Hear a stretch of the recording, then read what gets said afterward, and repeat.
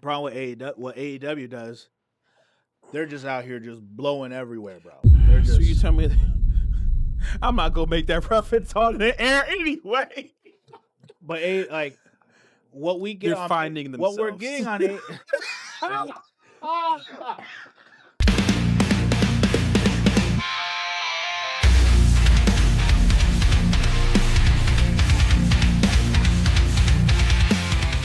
Welcome to another episode of the Big Brothers of Destruction podcast.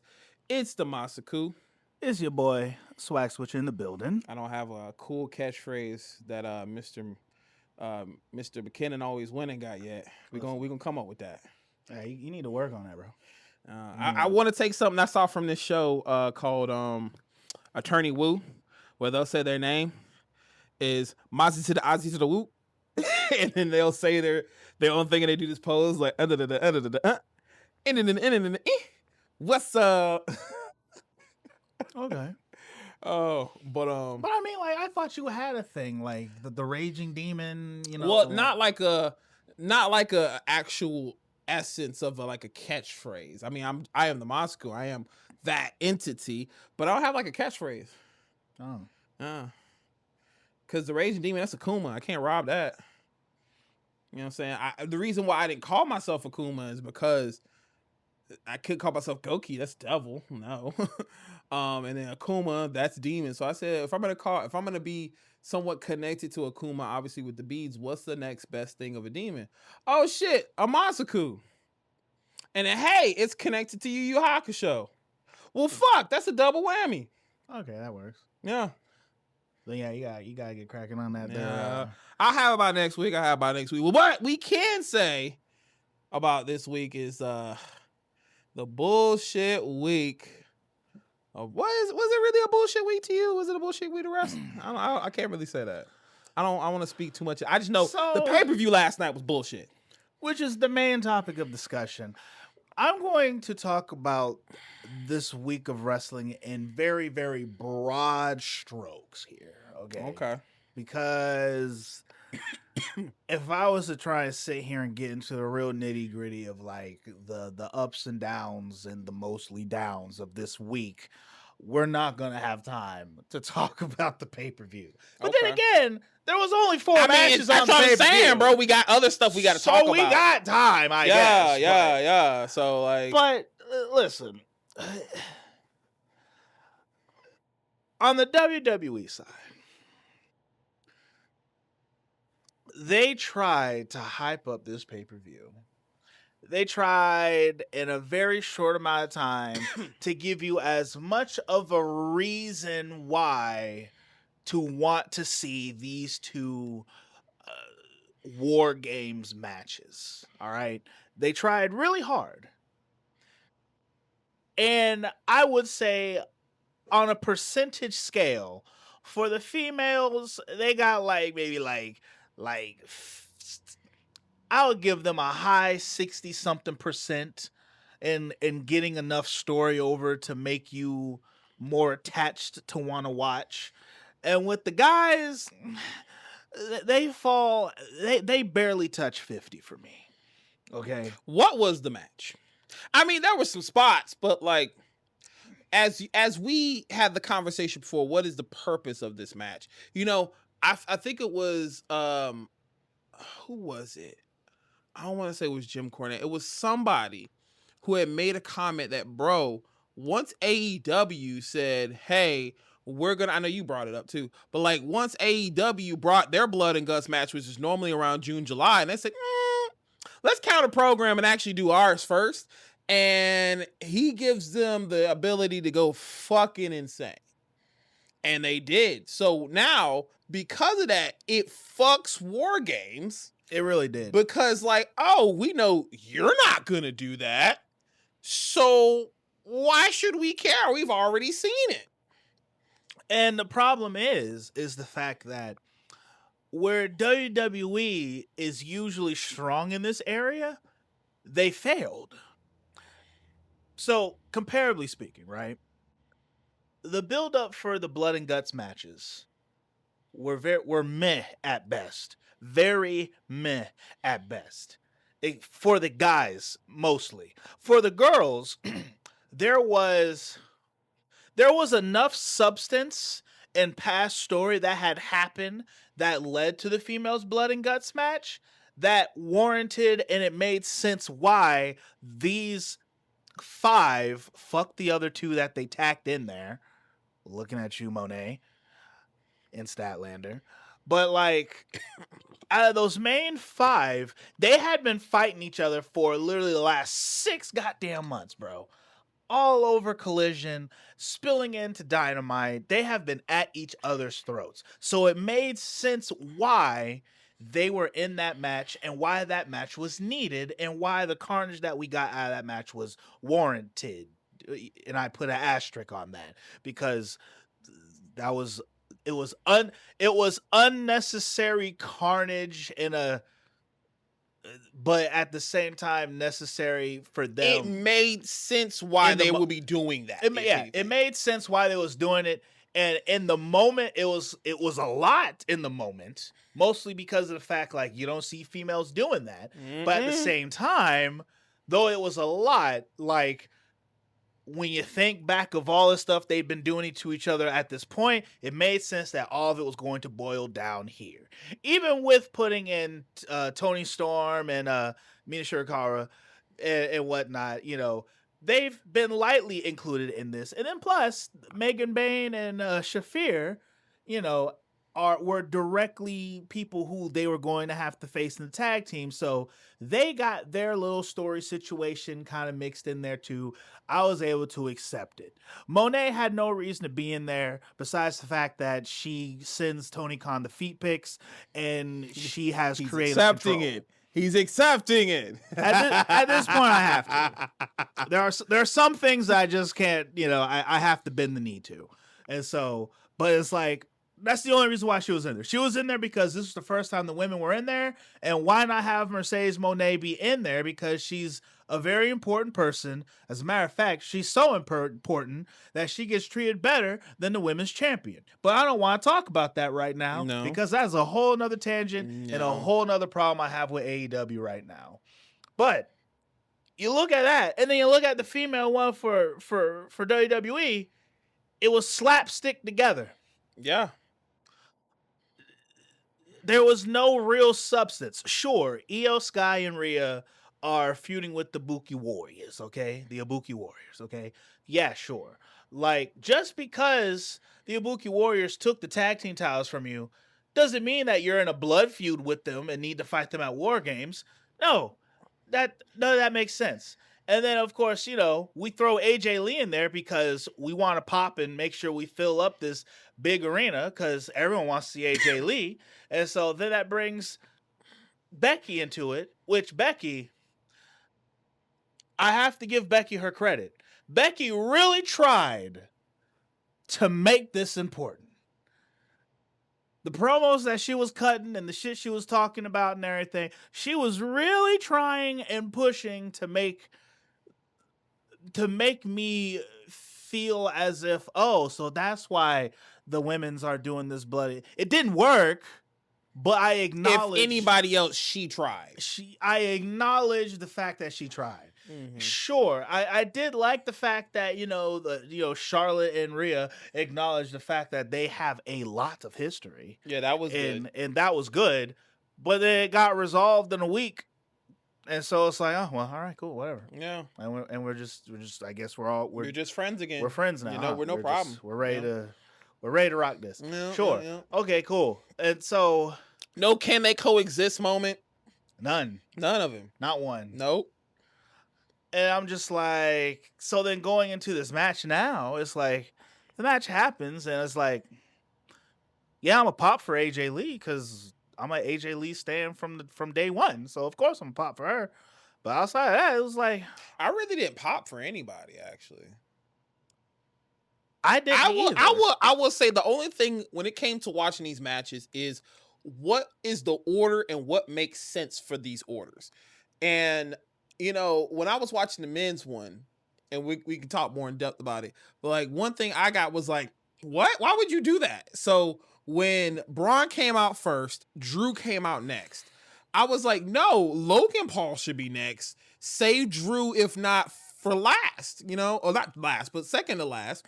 Because, I was thinking Brock would be the last one to come out because Brock is, he's this big beast. He's a big beast, and he should not be doing too much in this match because it does not make sense for him to be in this match because the way you guys are selling him, he should be bodying everybody, and he did. He had his moment of bodying everybody until Roman came. So, it should have been Braun.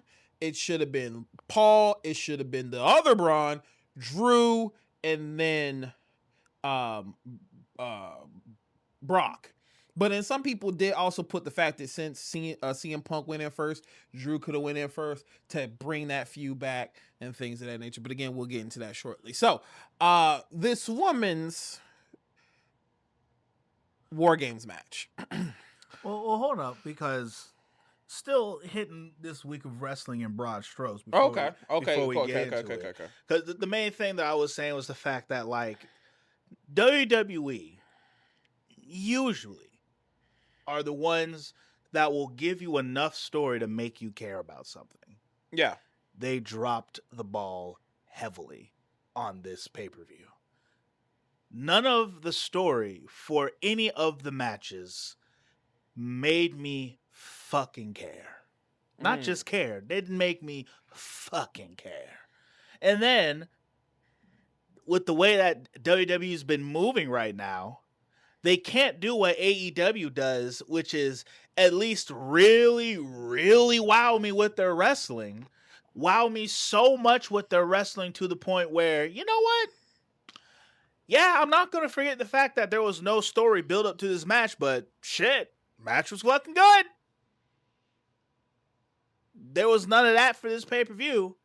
And for all intents and purposes, the matches that we got throughout this week were better than the pay-per-view. In my humble opinion. People were actually saying that the traditional Survivor Series match was actually one of the best matches of the week. Sami Zayn and his squad going up against the MFTs. The NFTs. MFTs. Whatever. My family tree. Fucking damn. Like, yes, that match was good. That was a proper Survivor Series match. And with all of the stall time that they had on Survivor Series, we could have had that match on Survivor Series. I mean, legit, that though. match could have been on Survivor Series. Legit, though. Actually, that is true. Very true. And so, the build-up for Survivor Series, just looking at this week, not even looking at the past weeks, because those are past now, but just looking at how this week kind of was, SmackDown and Raw were more entertaining than the pay-per-view. This PLE, as they want to call them. This pay-per-view. If I would have spent money on this pay-per-view, I would have been pissed. I use a VPN to watch my pay-per-views now. He fancy, y'all. So, I guess technically I paid whatever the price is that I pay for Netflix. That's and then it. The VPN. Nah, the VPN free, my boy. Yeah, listen. Same. Google be doing it for me. Well, not even that, but I got a homie who let me use his. So. Oh, even better. Yeah. Listen, homie discounts are the best. Yes. So, but yes, as of a week of build for this, and in having the Survivor Series match, it was which a big the whole point of Survivor Series is supposed to be who is the sole survivor. Some of the best matches in Survivor Series history was one person overcoming the odds. Like, we can always go back to thinking like Shawn Michaels trying to keep Stone Cold's job, and him bleeding bloody, Bloody Mary and still not getting the job done. You remember that?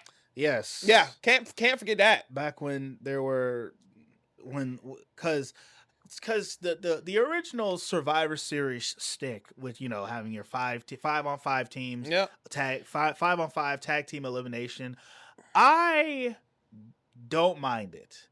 Now, granted, I know people talk about how like in the past it got old and stuff like that, but that's just because because it is when it comes to traditions, after a while, unless you like jazz them up, make them fancy, do something with them, traditions will get old and people may not get like them as much.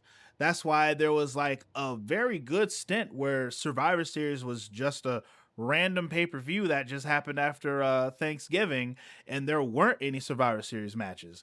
They didn't bring them back for a good minute until they started doing like SmackDown versus Raw Survivor Series. Yeah, which those they weren't bad, but at least that it was a gimmick and you could at least kind of get behind it, having SmackDown versus Raw type thing. Or, or if it's one of those things like, if because Survivor Series is coming up, the whole, picking your team and to beat them. And there were things that went into a Survivor Series that at least held you to wanting to actually see how this is going to end up. And this Survivor Series did not have much of that to really, outside of just extremely big names. Like, this is probably one of the most star-studded Survivor Series since the late 80s. Because I haven't done any research per se, but I'm pretty certain hasn't there been a Survivor Series where like Hulk Hogan was on the same team with like Macho Man? Yeah. I mean, those were actually made for like they were supposed to be just as traditional as a football game on a Thanksgiving. Yeah, right. And I feel like WWE is they're still robbing people of that nature. Granted, we all understand that some of those some of those superstars want to be able to spend time with their families. But what about the people that's like, yo, actually, me and my family don't even celebrate it, or like, yo, actually, me and my family celebrate it on a day or two afterwards. I'm able to come into work, because I mean that's what the football players do. They do it weeks in advance or like days in advance. They do that Thanksgiving or after. Why can't WWE do it? And I don't even think that has much of a play in it. It don't. But the tradition behind it, if we're going off tradition, Vince did it as a way of, hey, Thanksgiving. That's why the gobbledygooker came out, bro. I mean, yes. But I mean, as far as what you're saying with tradition, I see what you're going with that, and I get that piece, and I, for all intents and purposes, do agree with having a traditional Survivor Series match, maybe at least one on Survivor Series. However, I also don't mind there also being these WarGames matches, but it's the whole idea of I would wish them to not replace regular Survivor Series matches with WarGames, as more so there be a need and a want for WarGames. I need this equality shit to stop. And I know this is gonna be a wild take. This is a serious take. And I'm gonna say it with my chest. Just because the women are doing one, the guys don't need to do one. The guys doing one, the women. If there's no story necessary for the match per Hunter, we should not be having the match. But I feel like because of the current times, people are going to complain, hey, the guys are doing the match. Why aren't the women? Or the women are doing the match. Surely you should make... No, like, we really did not need the men's WarGames match. We could have had a title match, for Christ's sakes. Maybe the women's one, okay, there were some seeds, but we damn sure didn't need the one for men. We damn sure didn't need that. Funny enough, I would have said opposite. There was really no need for the women's WarGames match. Now, for the Blood and Guts, the women's one was necessary. Oh, yeah, it was necessary. For the guys' Blood and Guts, we could have done that. It wasn't needed, but all right. It's like, it wasn't needed, but it's like, I guess. Yeah, I guess. But we can deal with it. But it's just one of those deals where it's like, they put all of this star power in there. They do all this stuff to make it seem like it's going to be so must see. And this is the exact issue that they had with WrestlePalooza. They made this seem as if this is a must-see. You gotta see what's gonna happen on this pay-per-view tonight. They super big uppity dude hyped it for it to be, I don't know what would be less than a fucking dud. You know what I'm saying? Like, because that's what it was. Now, AEW didn't do anything this fucking week either. Like, they're doing the Continental Classic, all right? So you know what that means? AEW is going to do what they do best, and that is give you the best wrestling, because AEW is absolutely and truthfully where the best wrestle. Period. It's just where the best wrestle. Yeah. They don't do anything else but wrestle over there on AEW. Yeah. Which I guess is fine. But there's a balance. There is a balance that exists in the wrestling world. When I was being trained to be a wrestler, AEW is going exactly against the trainings that I was given as a young student of the wrestling business. My trainer, Frank Chiazzo, may he rest in peace, he said, what you do in that ring, I don't care how athletic you are, I don't care how many moonsaults and how many flips you can do, none of that means shit unless you put a story behind it. None of that means... You can be the most athletic person in the room. But he'd say, but I'm sure I can go out there and I can wow and pizzazz the crowd and give them a moment that they'll never forget more than that super athletic guy. Why? Because I told a story in that ring. I had a character outside of that ring that they can get behind or hate. In AEW, they're like, they want to skip that part. Boy, does Eddie Kingston need this conversation. Now, hold on. I actually, and this is an exclusive, you guys, I have to give Eddie Kingston some props. Okay. Although, it's hilarious because nobody's talking about it because it happened on Thanksgiving. And nobody was watching Collision on Thanksgiving. Sadly. Unless you're a fucking sicko like Lord Zay. I mean, I'm a bit of a sicko too, but I also was at my people's house, so I'm not going to pull it up, you know? So, and it's funny. It was Lord Zay who brought it to my attention. And he, so I guess he had caught word and wind of this thing that people do online where they say Eddie Kingston's promos go good with boom bap rap beats. And he decided that he was going to make his own version. So he put a boom bap beat on and put it on top of Eddie Kingston's promo on Collision. And not gonna lie, shit kind of went hard. You talking about Zay did this? Yes. All right, you gotta pass me this, bro. I'd have to see if I can pull it up because he sent it on Snapchat. But if you go on YouTube, and I'm not sure what you would have to type. Probably type in Eddie Kingston promos on Boom Bap. But like, he sent me YouTube videos of Eddie Kingston cutting a promo with a Boom Bap. Does it kind of remind you of the Take a Look at My Life? And it's like the dude said, yeah, the King Slade, mother, I slapped the shit out of you, one of you motherfuckers. You remember that? It was kind of on the actually, yeah, it kind of was in that. It was in that realm.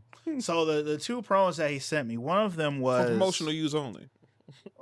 I forget what the second one he sent me, which I think one was better, was the better of the two.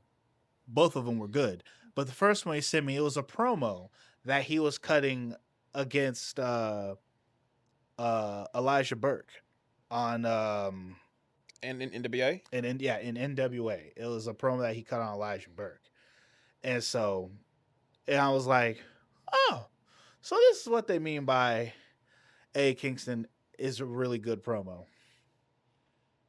It's all he is. I hate the air that you breathe. I can't forget that shit. It's all he is. But he opened my eyes to the fact that, all right, so I got a kill a little promo. And what's funny is the fact that if he would have never sent me that, I would have never watched Collision to watch that promo. Because I only turned Collision on so that I'm like, oh, well, shit, now I got to watch Collision because now I have to see this to truly believe this myself. I need to see it with my own eyes. And he cut a promo talking about how he wants to pretty much go up against Samoa Joe.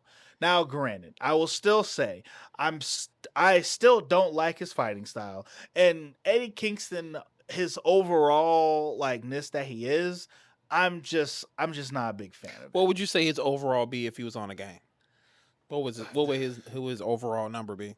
I mean, I would say Circuit when he won the Continental Classic, I think it was, and he beat Daniel Bryan and got like those 2 belts. Yeah, no, he had all 3 belts. He had all 3 belts. Oh yeah, he had all 3. When he had all 3 of those belts, I'd put him at like an 87. Oh, that's what my nigga. I said 87 was like where it would be, but I was like, he might be 88 because of the belts, just because of that era when he had the belts. But 87 was where I first went. His overall is an 87. Now after he's left and he's come back, he's probably dropped down to like 83. Yeah, like 83. I would give him an 84 at best. Just because I'm nice. Yeah. But beside from that though, like AEW right now, where WWE was trying to give you story to really hype you up for this pay-per-view, AEW is like, and a fuck story. We don't do that here. We're just gonna give you a crazy good match. We're just gonna give you a bunch of matches for the Continental Classic. Oh, you talking about the week? Okay, I thought you talking about the blood and guts situation. Sorry. Continue. Oh no. I mean, still, yeah. It still kind of applies. Even blood and guts, we had like what 4 matches that night too. Blood and guts. It was yeah, and it was Hangman. Hangman had his match, and I remember it was the men's. Yeah, no, they had 3, and it was still better, which is crazy to say. It was still more entertaining. It was still more entertaining. Yes, it was still more entertaining because it's like sometimes when it comes to like the way I look at things and when I give you guys this podcast, right? I watch it with 2 different eyes. I watch it as a fan, and then I watch it as someone who is analyzing something and is going to talk about it on a podcast. As a fan, Blood and Guts was fun. But when you analyze it and you break it down, shit didn't make no sense.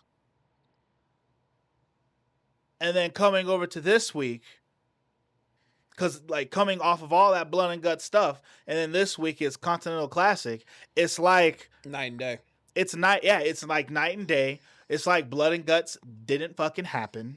It just like it was counter program. It's counter program. It was a thing that happened. All right, cool, and we moved on. Honestly, I feel like AEW won in this situation because there are so many people who are pissed at the outcome of WarGames. I mean, literally, I sent you a meme where somebody said, and they used the Simpsons meme. It was like, yo, I spent $1,000 just to see this ending.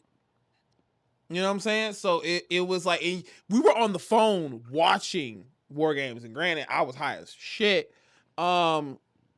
I like passed out the last 15 minutes of the match because it was just Shaq. It was just, to me, Brock oversells too much for Roman, and it just throws you off. It just really throws you off.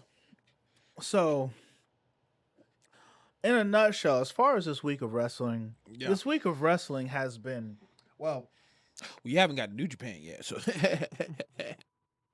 Oh yeah, the New Japan is excused from a lot of this right now because New Japan they're operating in their own spot, right, in their own world, but it's like as far as with the general wrestling that's on regular American TV that's been going on all this,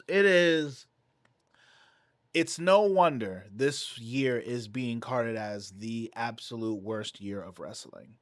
It is. Who said that? The universe, bro. Everyone is saying that. This is, bro. As a wrestling fan, this is the worst year of wrestling.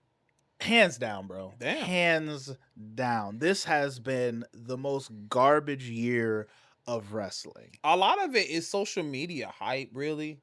And like they're just trying to monetize. One is the ticket selling shit. And then two, it's just, hey, so you guys like this person, right? We're just gonna put them in a match. And it's not even like taking in consideration of, yes, the story, but like because one star power is so high, we're just gonna keep putting them up here. It's almost like Vince McMahon shit, but like it's really how many times we've seen Rhea Ripley in a situation that was like, you didn't deserve that. Why are you in the title match? Why are you here? Why are you here? Why are you here? And as much as I love Rhea Ripley as a person, as an athlete, there are just times it's like, so because you put her in here because she's the most over woman in WWE right now. Like, you could put her in anything, and then people are like, oh, it's Rhea Ripley. Oh, my God. And there is sometimes no reason to put her in a situation. None at all. None. Now, I do like the Rhea and EO team up shit, you know what I'm saying? Even though I see what you be talking about, too, because sometimes they be like, yo, EO, I care about you. Bro. I'm glad you find because I was like, bro, what the fuck? What is this sexual tension going on here? Fam, the tension is palpable, bro. Like, there's times I'm watching, I'm just like, God damn. Shit. I'm just waiting here to boom, doom, doom. Like, the minute I hear that, I'm like, oh shit. See, the problem is the fact that if you go to dark ends of the internet, somebody's already AI'd it. It's there. Somebody's already AI'd it. If somebody's AI'd AJ Lee kissing a dude, sadly, there's probably some AI stuff already out there. Like, I mean, I saw a video, somebody AI'd Roman Reigns in a pink tutu and went up to somebody's fucking, this is what happens when you don't acknowledge the chief, and he takes the candy and run away. I'm like, bro, those videos are wild, bro. So there's no telling what this probably already out there. It's I'm just glad that those have stayed on the dark side of the internet. Not because I don't want to see them, but like I don't need to. I don't need to. You don't know what's in my search history. You know what? Anyway, so with the rest of the week, AEW's Continental Classic, WWE's building up of WarGames, and being a lackluster pay-per-view again. Before we get onto the pay-per-view and whatnot, just since we're, because that's my broad strokes on just this week of wrestling on the AEW and WWE side. Can you tell me something good with New Japan? This world tag league is literally the only thing that is going on. Now, granted, I have not had the chance to watch Thursday and Friday, but I have watched so far Monday, Tuesday, and they took a break on Wednesday and then back at it. And New Japan apparently is producing 4 days of content. Yeah, so Monday, Tuesday, Thursday, Friday, bro. How many matches? They're about like 6, if not 5. Oh, so these are like full. Yeah, they're 2-hour shows. They're 2-hour, 30-minute shows. Ooh, they pumping them out. Yeah, but it's mostly the tag league stuff. So like I was telling you before in the message, a lot of what's going on in the tag league is they will preview, hey, let's say El Fantasma and Tanahashi. They're in a team, and they may go against Shingo and Drilla. But we're going to add a youngling or somebody from their faction in there, and they're probably going to take the pin, if not somebody else. But this is us previewing the possibilities of what this match will be. So a lot of their first 3 matches are these preview matches. And you have people like from the House of Torture, you have Tai Chi, and I can't remember his name right now, but a lot of these teams will have a youngling, and I honestly feel like a young lion. I honestly feel like this is really great opportunities for these young lions to be in the ring with these guys. these stars, these athletes who are the well-known people in New Japan, because outside of Wrestle Kingdom, I don't get to see a lot of young lions in the ring. Mm-hmm. So I feel like while these are previews, these are kind of just previews for the young lions. See how people react to them and try and get them over. And get moments of like, you're with Drilla, you're with Shingo, you're with Tanahashi, you're with El Phantasmo, you're with Zack Sabre Jr., you're with Sanda, like you're with so many people who have had world titles and you're in the ring with them. Think about that, like to put that on your resume, and you're technically in NXT. Think about that. And I feel like, to me, that is where the enhancement for the Young Lions is while this is the World Tag League and we're doing these preview matches, granted, these Young Lions are taking pins from like clotheslines, Boston Crabs, basic shit, but it's like you've been in the ring with them. You've seen how they flow. And going more into their philosophy of the Young Lions system, of them, training in New Japan and then going on their excursion. This is like, okay, you're seeing how the top people work here. Go over there and see how they work, and then come back with information you have. So going into the rest of this week so far, it's just these preview matches, and then the main events of the week of the show would be 2 of the actual matches from the tag league. So it's not just, hey, we're just doing these random preview matches. It's 3 preview matches, 2 matches from the tag league. Yeah. And then those people would get points added to depending on who won. So the points is the point system similar to like how they do like the Continental Classic, where it's like you get 3 points, 1 point draw, no points if you lose. And this is why I tell you, Tony Khan is a big fan of New Japan fucking content, because literally tournaments are very well known in Japan. There are so many tournaments for so many things.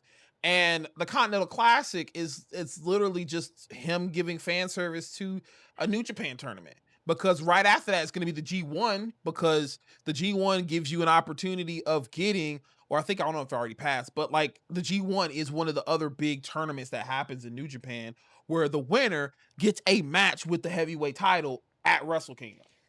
And the more you watch and you explain some of these things, the more I can understand the like with New Japan and their way of showing wrestling, because there's not inherently like a initial story per se, but to a certain degree there is kind of a what's the word I'm looking for? There is kind of a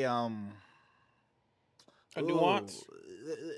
Not so much nuance, but like there's not necessarily like a story, but there is like a particular thing that you can follow that will also get you hors d'oeuvres. But there's like a particular thing that will give you like this like there's a reason to want to keep watching and to follow what's happening. Yeah, and I did mention before, like, you will know everybody in this tag league at the end of it, because you're going to see them every episode. I've seen, like I said, Tanahashi, I know who he is. El Phantasmo, you got Chase Owens, you got the House of Torture. If for those who are not familiar with Bullet Club, Bad Luck Fale was one of those people. Now he's Don Fale. He went from being militant to being a Don, and he grew out his beard, and he's pretty much Godfather, but I murder you. Got him. Yeah. But yeah, no, that's been what's been going on. So really good matches, but the only reason why they're good matches is because a lot of times when the finish happens, it's like, oh shit, that was the finish? Well, damn. Okay, I that's a solid finish. Solid powerbomb. That's like, ooh, that powerbomb. Oh, that's a 3 count. And okay. And with the way that you describe it, right? With the way that you describe it and how I'm seeing this, especially since the fact, like, on every episode, you're seeing everyone who is a part of this in some capacity. And building up a story for them, too. And so it's like, when they say about there being story, there is backstage story, but then there's also telling a story in the ring. There is a bell to bell story of what's happening and how things are formulating, kind of thing. And with what it sounds like to me, with how New Japan functions, they don't necessarily deal a whole lot with like the verbal aspect of storytelling, especially since, you know, they are Japanese. So, and they know they have like an audience that is overseas to a certain degree. Yep. And so it's like the best way that they tell their stories is with what is happening in the ring. And so because they're wrestling so much, you're getting to know this character. You're getting to be behind this character. And then now you're getting invested in this character so much where you're like, I want this character to go all the way and win type thing. And as it continues on, whether if, you know, there is that emotional investment of like, oh damn, they got beat out by this crew, or they got cheated in this match, or whatever, however it ends up going down at the later end of all of this. And I think that is genius because sure, the story's not verbal, but there is a story. And that is what AEW. Ooh, and grapes? Yep, wife is just hooking us up, bro. Wife out here just hooking us up, bro. Doing the thing. Wife knows grapes are my weakness, bro. But so it's just one of those things where with what you're seeing, what you've seen so far, I could probably say that New Japan is in a process of probably being better than what I've been watching this whole week. Not including TNA, but because I haven't had a chance to watch TNA. Which is why, you know, I would suggest on your way home, just pull it up. Watch Monday, because at least you can see, you know, this week of what's been going on. You got Monday, Tuesday, you got Thursday, Friday. And I think they even did something on Saturday. Because they have to run through this tag league. Because they have to do G1, I believe. So the tag league is whoever wins gets the number one contender for the tag titles. Now, granted, the tag team champions are in this too. So what are they? So what if the tag team champions win? Well, there's 2 blocks. So whoever wins the specific blocks, say if the tag champions don't get the highest points, then it's whoever is in block A and block B, they have to face each other. That person becomes the number one contenders. But if the tag team champions are already up here, then it's just for the title. Yeah. Oh, okay. Yeah. I was gonna say, wouldn't it more so than benefit for them for the? But they want more people to see who the tag team champions are. So think about it, because again, they don't have backstage segments. They don't do anything of that nature. So how can you get behind who the champions are at Wrestle Kingdom if you haven't been seeing them fight to keep their titles? Okay, that makes sense. Yeah, especially with Yoto Ice and Yoto Ice. Hey, look, the announcer says it like that. I gotta say it like that. So it's which their tag team name are the Knockout Brothers. The Knockout Brothers. Okay. Yes, and very simple, straight to the very point. simple. Yes, and you know, Oscar is his tag team partner and stuff like that. So they have a really interesting tag dynamic. Every tag team is unique in their own ways because you have some tag teams who've been tag teams for years. You have people who are just forming tag teams. You have people who are like, I'll tag with you. You know, we're 2 odd individuals. Let's see where we go. And then Tanahashi, to me, throws me off because I'm like, bro, you got a match with Okada already as your final match. So what if you win this tournament? You know, you explaining this makes me see something where it's all like, man, this is why AEW is sucking. AEW is trying to, you know, take parts of New Japan and bring it to and make it be, you know, Western. All right. The part that you just described to me about how the reason why the tag team champions are actually in the tournament in the Continental Classic is throwing everyone way the fuck off. Well, I mean, you got Okada in the tournament too. Exactly. Yeah. And people are, you look online, people are like, what? He's the champion. Why is he in there? And this is everywhere. Everyone's like, why if he's a champion, why is he fighting for this kind of thing? And it's like, it's being completely lost on everyone, which is one of those things where I'm like, man, if they explained it, maybe people would get it a little more and actually like it and not be turned away because shit doesn't make sense. Those are almost like hot Cheetos. Yeah, but it's seaweed. But yes, that simple thing helps. It helps the aspect. But like when Eddie Kingston was champion, he says, "Yo, every night I'm in the match, I am defending these titles." So people knew that. But like fans were like, well, obviously not Eddie Kingston's not winning the match, because we're so used to, as wrestling fans in the West, that title wins do not change unless it's a pay-per-view, unless it's a big thing. So to see somebody like Okada in this, he's not winning, he's not losing the match, because, you know, Western, we're so used to that. But in New Japan, that is possible. It's always possible. Which, funny enough, Okada actually did lose his first match. You see what I'm saying? And so, but like, we'll see with that Continental Classic. I'm gonna have to like find a time to actually. I'm gonna make it a thing to try and get me some New Japan in this week, so that I can get a little get a little pervious to it and whatnot. But I guess now would be a time to go ahead and let's talk about this Survivor Series, real Let's talk about it. Let's as your boy would say. Yes. Which, congratulations to him. Married. Fam, Wait, engaged. I'm sorry. Not married. They're getting married. Engaged. And my mom like, put a ring on it? All right, they're good. They're married. That's pretty much. I mean, that's kind of how it was with me and my wife when I first got it. And so, but yeah, they are engaged. The ring that was on her hand, fam, I could only imagine how much that ring cost. That probably cost half of his NXT check. Easy. You mean bro. Salary? Oh, probably. Like that ring. We probably went up to Sean and said, Sean, bro, help your boy out. Listen, that's why he's been working these extra matches, bro. Did you see the pictures I posted? Which ones? So, last weekend. That had some stank on it. Last weekend, NXT was in Sanford. Oh, yeah. Now, let it be known, NXT at that time was supposed to be in New York. Okay? Mm-hmm. But they had a house show in Sanford. My man was in New York, flew all the way back down to be in Sanford just after flying all the way back for Tuesday.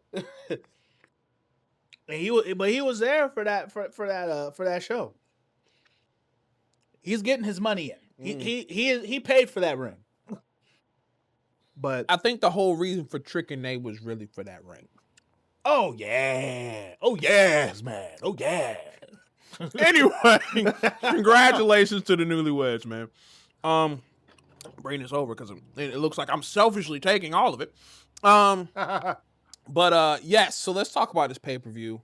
Ain't really gonna be much to talk about with this because we kind of already briefly talked about it. But as we go into WarGames, we could talk about the women's one. Now, I believe the two people that started it was who was it again? I know it was Charlotte Flair. Charlotte Flair and wasn't Becky Lynch. Oh, Charlotte and Asuka. Oh, yeah, actually, yeah, because the next person that came in was Becky Lynch. Mm-hmm. Okay. So, overall, with the match, the pacing, the storytelling, tell me your thoughts. So, to me,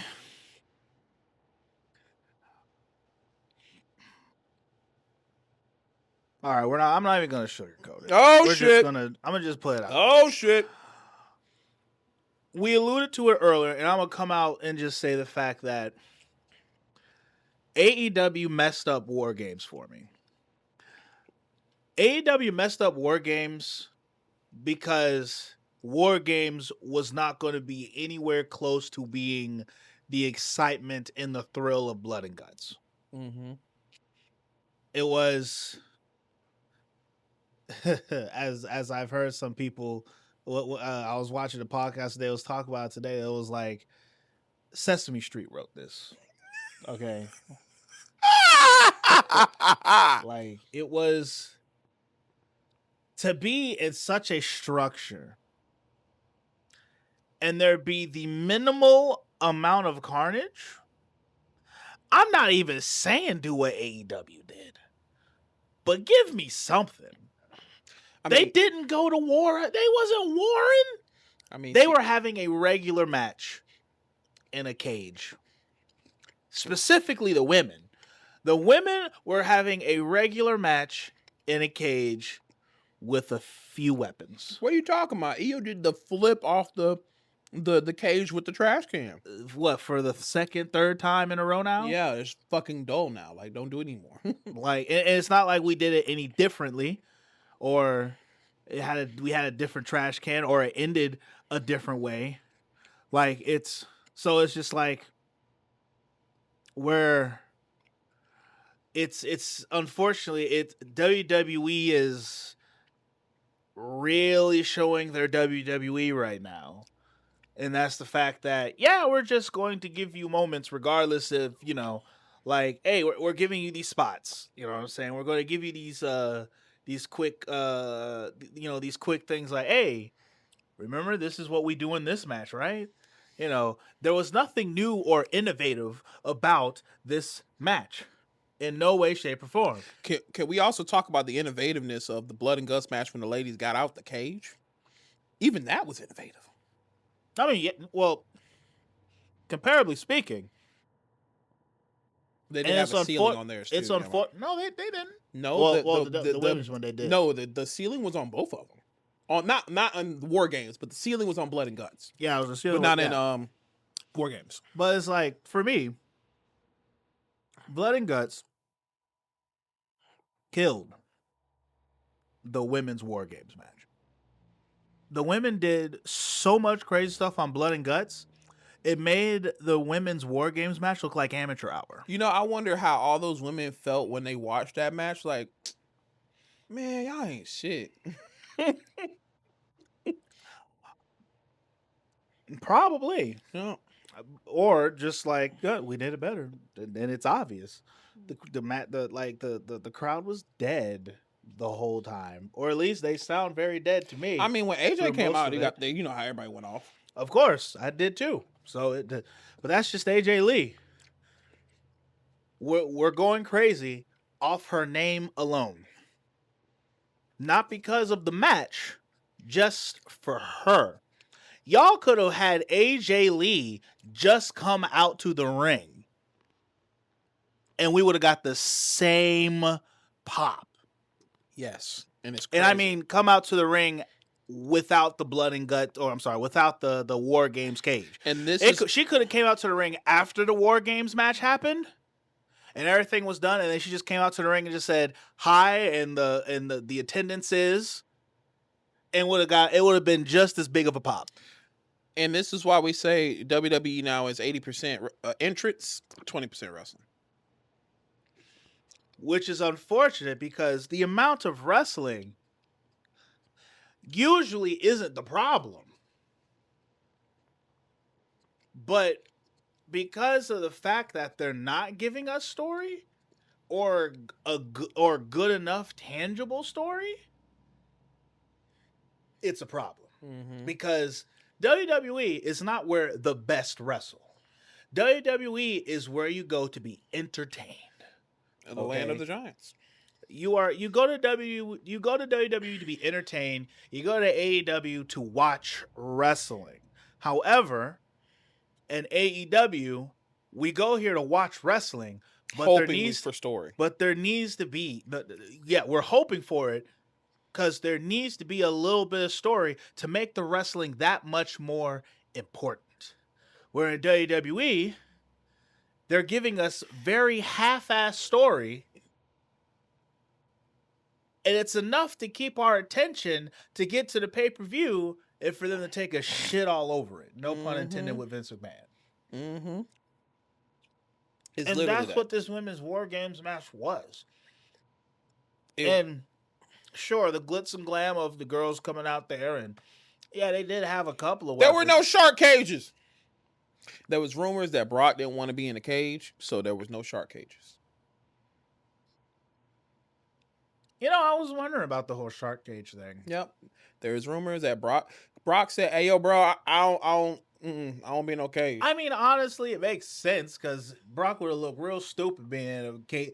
Because I was wondering about that on the back end myself. I'm like, and then when it clicked to me, which goes to show how much I cared about this, it didn't dawn to me that there was no cages until Rhea Ripley came out there. I'm like, wait a second, this is weird. Yep. Everyone's coming out and doing their full entrance. Yep. Did we just get rid? Is the cage gimmick thing over, or? So that was me on that piece. And here's the thing too, because some of WWE's most watched videos ever are from the viral moments that have happened between. It's a cookie. It's the most viral moments that happened between CM Punk and Roman Reigns in the cage. Most viral moments. So people are saying, bro, you missed that opportunity of just put a camera in, just put a mic in there and let him talk shit. Because it did tell story. It told story like with CM Punk and him just, man, I don't want to team with you. I don't want to team with you either. We got to get it done. What's that called again? Creative freedom? No, not creative freedom. Or is it creative freedom? Where two people are having creative freedom of doing what they want? No, when you can tell the higher ups, I'm not going to do it this way. We're doing it this way. Creative freedom. Okay, so it is creative freedom. Yeah. That's what Brock did. That's what that looks like. That's creative freedom. But I mean, of course he does. But to wrap it up with this female match, it's like it was. I wish there was more to talk about with it. Like, this was Lash Legend's first one. She get that mean ass big boot.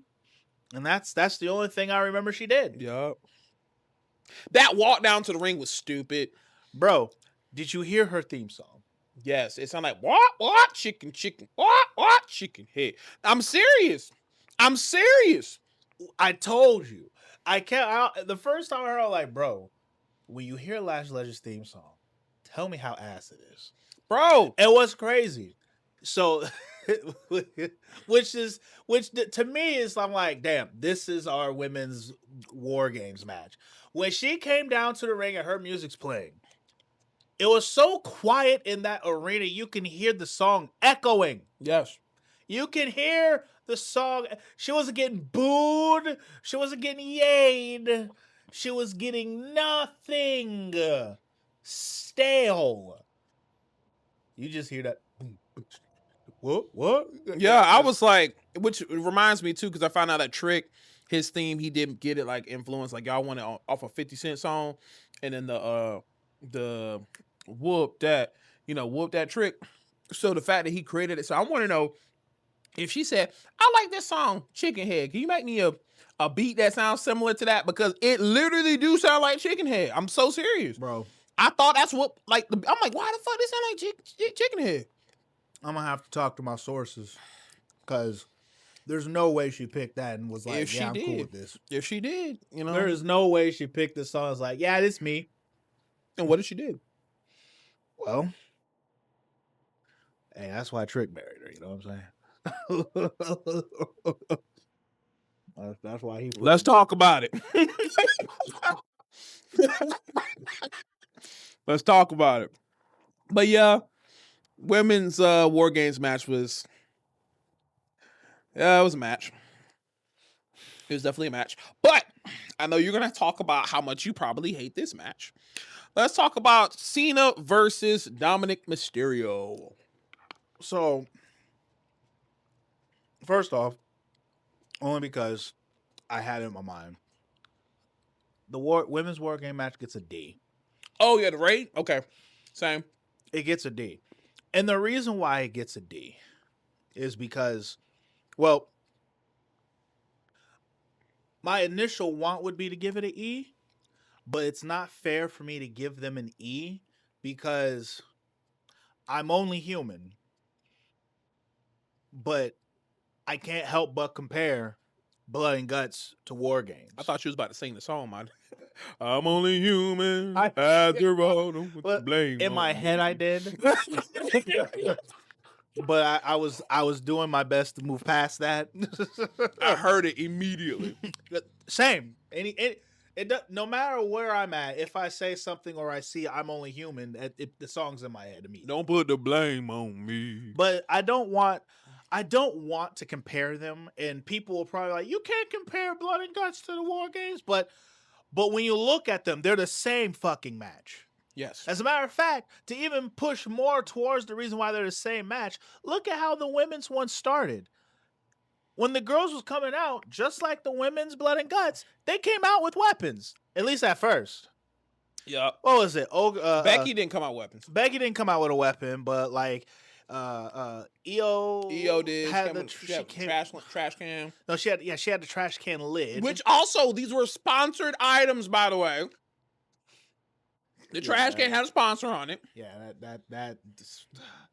that's a whole nother fucking situation. And I'm not gonna give the time for it. Yeah. But like, yeah, she had a trash can lid. Not Asuka, but Kyrie.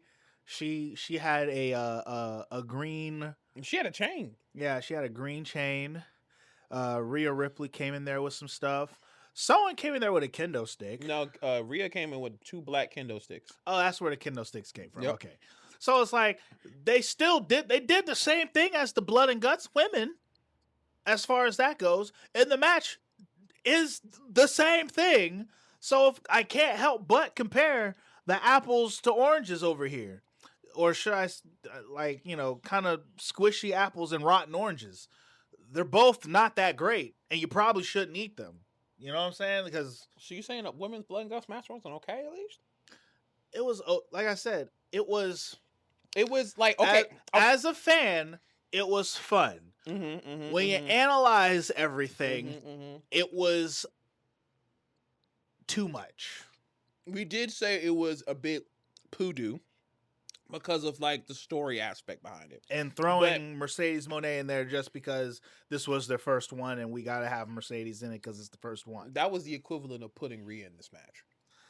No, just to put her in there, just to put her in there. No. That's the equivalent of putting AJ Lee in this match. Oh, okay. You mean star power wise? No. Period. Oh yeah, no. AJ actually had no reason, and Becky really had no reason. Becky and AJ Lee had no reason to be in this match outside of the fact of getting the cheap pop. Yep. That's the reason why AJ's in it, and it only made sense for Becky to join in with it because of the fact that AJ's there. Now, some can say that they were trying to tell and put a little something in there about this because of the fact of when the Ibuki Warriors came out there and they won the belts. Yep. And then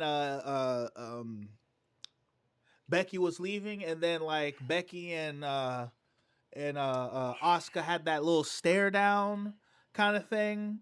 Everyone's all like, "Ooh, what's that supposed to be? What that mean?" And then what? 2 weeks later, she's on WarGames. So like maybe if you want to stretch it, girl, you want to go to war with me? I'm looking in your eyes and I see you want me to go to war with you. I will be there. But yeah, it's a D. The next match, John Cena and Dominik. So it's not that I hate it. It's that I don't give a fuck. There's a difference. I mean, I will say it was very much of a spectacle. I did think Dom was hurt for a while in that spot. So there's a spot where John Cena and Dom are outside, and Dom goes for like a Hurricane Rana, but Cena grabs him, and it looks like he's trying to powerbomb him or reverse the Hurricane Rana. But I don't think he can catch him properly. And Dom just lands really hard on his shoulder.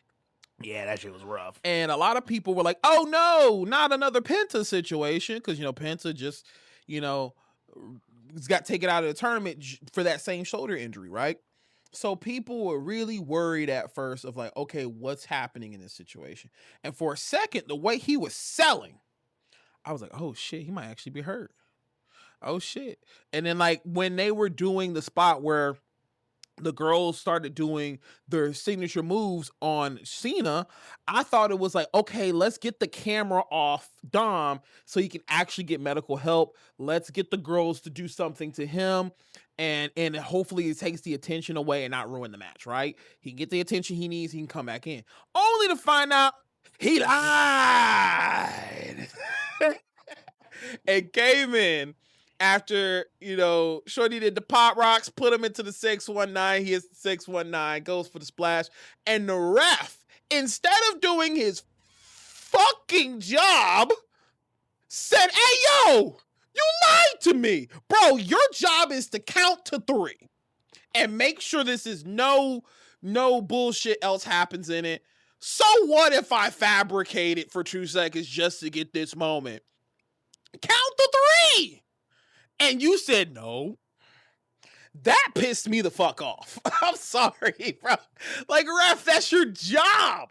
Your job is to count to 3, make sure a person taps out, call the rope breaks, make sure nobody's DQing. And you chose not to do your job out of moral logic. Get the fuck out of here. In all reality, that should have technically been in the match. He would have got 3, okay? But no. The ref wanted to eject the 2 ladies of Judgment Day out the ring. And then later on, we get Finn and JD, who do their moves on him. And caused another moment, which led to him finally getting a reuniting moment with Liv Morgan, which to me, this only showed that it took 6 motherfuckers to take out John Cena. If you think about it. It's literally all of Judgment Day had to take out Cena in this situation. At first, I was like, they are not bringing Liv back to make her face. That is what you not do. Because Liv is way better as a heel. And for her to slap Dom at that point, I was like, man, okay. And then she hugging Cena. I'm like, what the fuck is this? This don't look right. And then she wants to pull the same move Cena did during his heel turn by dropping his face. And it was like, all right, kick him in the dick and let's go ahead and get this started. Boom, kicks him in the dick, gets the move, does a splash, match is over. So what about the situation with Liv being pissed off at Dom because Roxanne Perez was just throwing herself at him? What about you get mad at him not following up with your text messages and her giving you chicken nut? What happened to all that? Are you telling me that she just didn't care? Are you telling me that, oh, we just not going to resolve that? Or, oh, actually, it was a part of the plan. What the fuck happened to that story? What happened to that story? I don't know if you acknowledged that or even thought about that in that moment, but I damn sure did. No. Because you didn't care. I didn't. Mm-hmm. This match, at least Liv Morgan's back. That's what made me actually tune into this match. Because for me, if Dom lost, then this would have been stupid. But at the same time, John Cena losing, in my eyes, also is stupid. So will it be a draw?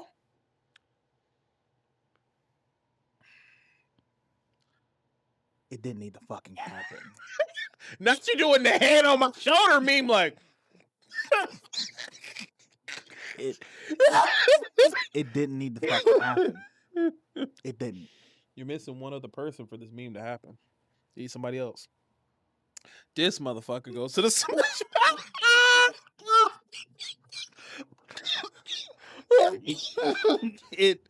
Bro. You're about to get me activated again on this subject. John Cena does not need to be glazed so much that we have to give him the IC title because other good wrestlers were Grand Slam champions. He doesn't need to be a Grand Slam. We're only doing that because they're slopping up his ness. All right. So he did not need to fight Dom. You know what he could have done? I don't know. He could have fought literally anybody fucking else besides fighting Dom for this IC title. Just for him to back lose it? It's so obvious that we're only doing this to suck his dick. All right? That's all this is. This is all we did was give him this IC title so that we can shine his glizzy just a little bit harder. Like, that's all this was. You want to spit shine, John Cena? I'll give you a spit shine. Bro, that is... Now, and it's funny because our friend that Main Event Mindset, he did say something, and I have to kind of agree with him. It's almost as if that what we're getting very well could be like Vince McMahon's dying wish to make sure we send John Cena out on this big ass pedestal. It's just that they fumbled the bag on doing so. I mean, I even told you earlier in a message, I was like, you're going to probably roast me for this one, but Tanahashi is even having a little bit of a better run because he's actually wrestling every damn week. Every week. Off camera, we had a slight conversation about this. And it's like, John Cena had, 130-something appearances. Dates. He had 130-something dates. Of that 130-something dates, he only fought like 10, 15 of them? 10, 15 of them might have been matches? We could probably sit here and count them, but I'm not going to waste the time on that because all those dates should have just been matches of some kind, any kind. There is plenty of story that he could have done from the time he came back till right now. Sure, maybe we couldn't foresee the fact that this John Cena heel turn was going to be a flop. Because it was. I will agree and say that John Cena's heel turn was a very amazing and captivating moment. All right? And then the follow-up made it seem like this was going to be the greatest thing of all time. And then it wasn't. We got the most ass match on WrestleMania. Yeah, WrestleMania ever, yeah. We got the worst match ever of John Cena on WrestleMania. And then we continue to follow it up with dog water. Straight dog, not even good dog water. Wait. First off, what is good dog water?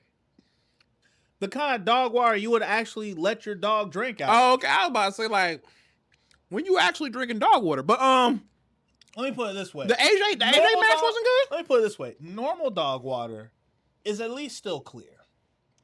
This shit murky. Okay? Like he stepped in it. Okay. Yeah. Like, no. I don't even like dogs like that, and I'm not going to let my dog drink this shit. Okay? I used to have a homeboy used to say your breath smell like hot dog water. Ah! I don't know where that man is to this day, but I will never forget that. Shut up, your breath smell like hot dog water. It was like, what? Who the fuck says that?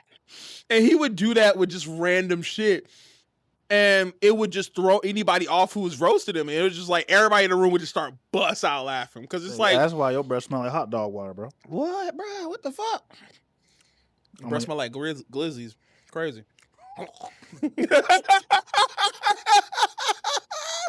Anyway. So here's the thing. John Cena came back, what was it? December? Or whatever? Now, one thing to look on with this, right? The whole time he came back, they was glazing him. He didn't have to have a match to qualify for the Elimination Chamber. He didn't have to have a match to qualify for the Royal Rumble. Like, it's Cena, bro. Sting had to. It's Cena, bro. I'm sure Tanahashi is. Tanahashi's literally in a tournament right now. He is also the president of New Japan, too. And he's the president of New Japan, and he's still doing it like... But we're going to still... John Cena's dick. All right, cool. So, I will say, when he first showed up, he was like, yep, this is my last time now, blah, blah, blah. All right, sure, that was cool. However, he didn't have any matches in the very beginning. He would just show up and be like, hey, I'm showing up here for the last time. But I'm going to be in whatever. We still got to blame the booking. We can't really blame Cena. We got to blame the booking. Because I even brought up an idea to you over the phone when we were talking. I was saying, look, what would have been really cool is if Cena said, yo, I got 1 year. And I want to face all the opponents that either I don't get the chance, I would never probably get the chance to face after I retire, or maybe bring back up recent feuds I have. But what he would do is he would go out to the ring and he would just pick up the mic and says, tonight I'm facing, and it says the person's name, but the person doesn't know. So the first time it happens, that person doesn't know, right? And they're in the building like, what? I'm going against John Cena? He goes out to the ring, has a match with John Cena, they shake hands. Thank you for being one of my final opponents. That's night 1. But then night 2, he does the same thing, and he just constantly does that from everybody in the roster, but it puts everybody on the roster on notice. It could be anybody from SmackDown, it could be anybody from Raw, NXT. Hell, even if he wanted to dive in even deeper, he can do Evolve. But the whole purpose is, hey, let me use the last bit of my name to bring somebody up, because everybody else keeps having these story ideas of who should be Cena's final opponent and how it would elevate them or boost them. Okay, if you want to do that the whole run. Do that the whole run when he just goes out there and says, this is my opponent, and that person comes out. I feel like that would be the biggest pops in certain situations, because think about if he said, yo, I'm going to face Dolph Ziggler. And we're like, bro, I'm here. The fuck? Now, see, if you remember, when he first came back, that's kind of sort of how he kind of prefaced things.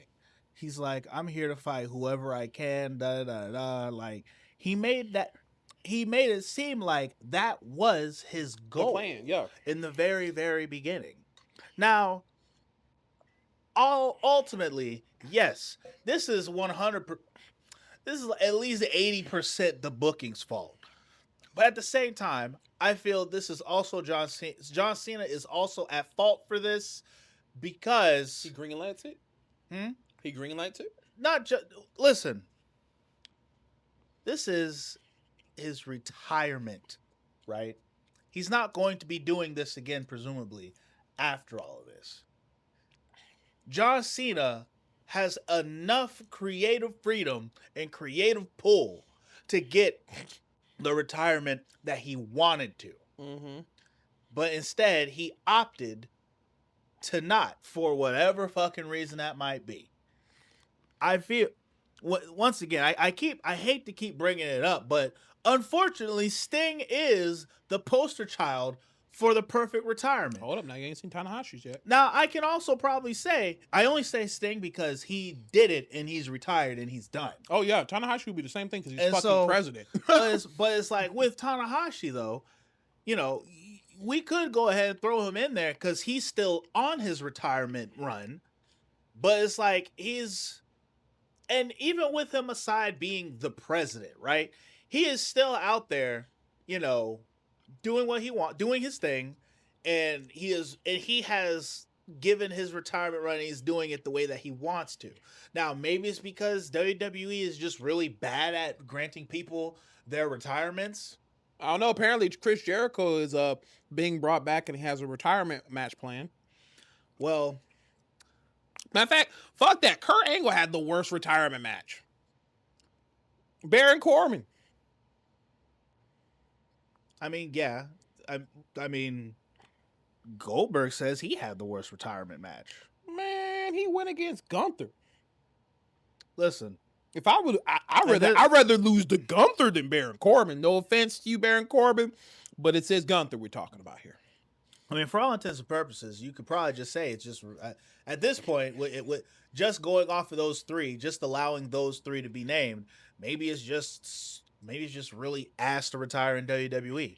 Probably, but it's like, but I feel that if John Cena says, no, because Undertaker had an ass retirement. If you want to think about it, because when he lost to Roman, to me, I'm sorry. I mean, I also agree. To me, Undertaker retired when he fought against Roman Reigns. That's where I'm at. I mean, technically, AJ Styles. That match was technically the retirement, yo. And so, but all that aside, when it comes to people who got to choose how they wanted to retire. Yeah. Because Undertaker, he presumably retired. He never openly said he retired until much later on. He's all like, yeah, I'm going to just let that be the one kind of thing. Yep. It wasn't like this match right here is my retirement match. There was none of that. Yep. And so just going off of something like that, there have been great retirement matches. If Ric Flair actually stuck to it, Ric Flair's that would have been one match, of the best ones. That was the best one before Sting's retirement run. Yeah. Okay? And even then, with Sting's retirement run, he fought. He went up against younger talent. That motherfucker jumped off of fucking rails and shit, bro. He put younger talent over. You know what I'm saying? He did his thing. He left his legacy with a nice, shining, pretty bow on the top. John Cena, I feel, if there was anybody in WWE who could have his retirement be however the fuck he wants to be, especially with how much they gawk 3000 him, it would be John Cena.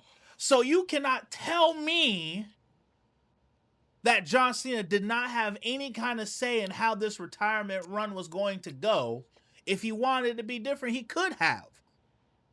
They're not sitting here glazing him super hard as the greatest of all time, but then going behind the corners like, all right, so you're going to bend the knee to me, and this is how you're going to do this, and this. The one last real champion. That one does hurt, though, because it's like, bro, so after he retires, are there no real champions? So that match gets a D from me. Overall. I could almost bump it to a C because actually I will go ahead and bump it to a C. And the only reason why I'm bumping it to a C is because I was not expecting Liv Morgan to show up again. So Liv Morgan made it a C. Yes, Liv Morgan made it a C and made it at least worth my fucking time. Okay. Because outside of the fact that, number one, I didn't want this match to begin with. I did not care for John Cena getting the IC title. Obviously, he has to drop this IC title because why would he have to fight Gunther and then give him the IC title after Gunther's 666 reign and he's been already at the level of a world heavyweight champion? Then again, you could also ask, why are we wanting to go with Gunther to fight John Cena at the very end? He doesn't need this push. Someone like Javon Evans or LA Knight. Yeah. Carmelo Hayes, people like all those guys would benefit more than what I think, Gunther would. Having Gunther beat John Cena is like Undertaker losing the streak to Brock Lesnar. It really is the same. It's really the same fucking thing. It's really the same thing. They say they're doing it to put over the talent, but it's like, nigga's over. Yeah. You can't put him over that. You can't put him over any more than what he's over now. And like, so what if he beats Cena now? So, okay, you elevate him moving forward. So, like, and then what? Like, so some people retiring somebody like John Cena in the way they're glazing him is actually better than the actual heavyweight title. You're already a legend right there. Yeah, who cares about the heavyweight title right now? No, you're already a legend in their eyes. Who cares about the WWE title? So while you say that match is a C, I'm going to say, unfortunately, the Stephanie Valkyrie and Nikki Bella match automatically gets a D, almost E for me.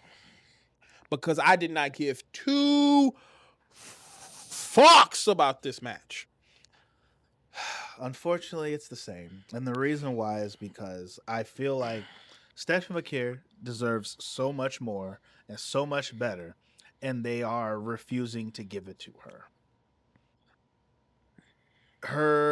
I was ready for her to lose the title, I'll be honest with you. Yo, no, deadass. He went into that bitch thinking Nikki was going to win, and I was like, what? No! In my mind, in a world of wrestling where, you know, we take risks and do crazy things. Yeah, that's the 90s. In my mind, I'm thinking the other Bella twin comes up and shows up and interferes and costs Stephanie the match. And now the Bella twins are back. Old girl has the title. And now Stephanie Valkyrie has something to fight for. You can look, but you can't touch. Has a reason to be relevant. That could have been the whole thing, she has a reason to want to try and go back and get this title, and more reasons for her to be on TV and get over with the crowd and have some kind of storytelling so that she can go on and get the belt back. Could you imagine her waving the belt in front of her face?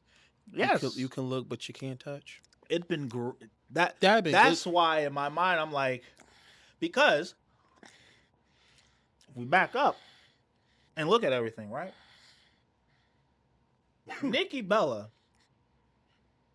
I think going into this match was, even after this match, has been on a losing streak. She's like lost the last 3-4 matches that she's been in. Which is crazy to me. She's not. The fact that she lost the last 3 to 4 matches that she was in, she was granted a chance at a title. Yep. Don't you have to be winning and beating people? Not when you're Nikki Bella. Apparently not. Not when you used to date John Cena. Man, you can't even pin that on her anymore. Everybody's doing it. Bro, that John Cena worth is so far gone and non-existent. No, because the crowd is actually making taunts, saying shit like Cena didn't choose you, or like they were making chants against her about that. And she was like, yo, that's disgusting. Sure. But the fact that she dated John Cena doesn't mean that gets her a title. No. That was me bullshit. But that's what I was saying. Oh, okay. I mean, yeah, no, I know the crowd's, being the crowd. Internet wrestling. So moving to me, did what she could for the matches, whatever. Moving on, it was a D. Matter of fact, I kind of want to give it an E because it's like, I'm not a fan of Nikki Bella. I don't really care for her wrestling. I really don't care for her in this era. She had an era. She doesn't need to be in this one. Trish Stratus, granted, was an Attitude Era woman, but her legacy can be brought against any of the talent because her character was just so good. Nikki Bella definitely was a diva through and through. So to see her wrestling in matches like with a Becky or a Valkyrie, or these people unfortunately will walk laps around her. They have to carry her. Yeah, they will have to carry her. And Stephanie did it in this match. So contrary to belief, I was a very big Bella Twins fan. All right. As a matter of fact, in my closet right now, I have the little Brie and Nikki Bella poly rubber band bracelet. I fuck with them. Remember that shit? And so these two being in a match, I'm not upset per se about them fighting each other. And I'm more so, the problem with this match is they did not give me a reason to care. All right. Nikki Bella's been on a 3-4 match losing streak. Okay? There are women, any of the people who she fought have a better chance or should have been in a position of being able to fight Stephanie Vaquer. Well, here's the thing. Half of the women who would challenge her for it were in WarGames. I guess there is that fact, kind of. There is that fact.